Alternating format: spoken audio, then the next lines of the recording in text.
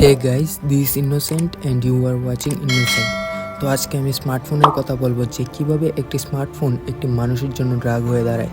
কিন্তু আমি আপনাকে স্মার্টফোন এডিক্টেড বলছি না, কারণ আমরা ফোনের এডিক্টেড হই না।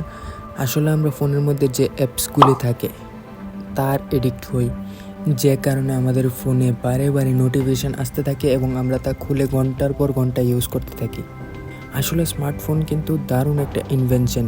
আমাদের ফোন ছাড়ার কোনো দরকার নেই, আমাদের শুধু ফোন ইউজ করার অভ্যাসটাকে পরিবর্তন করতে হবে, কারণ ফোন একদমভাবে ছেড়ে দেওয়া প্র্যাকটিক্যালে সম্ভব হবে না। কিন্তু কিভাবে এই অভ্যাসটাকে ছাড়তে পারবো আমরা, আমিও জানি না।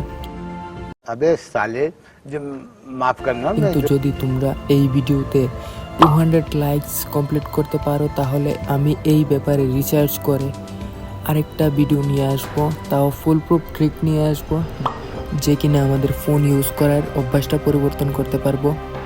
ততক্ষণের জন্য বাই, দেখা হবে আরেকটা নতুন ভিডিওতে।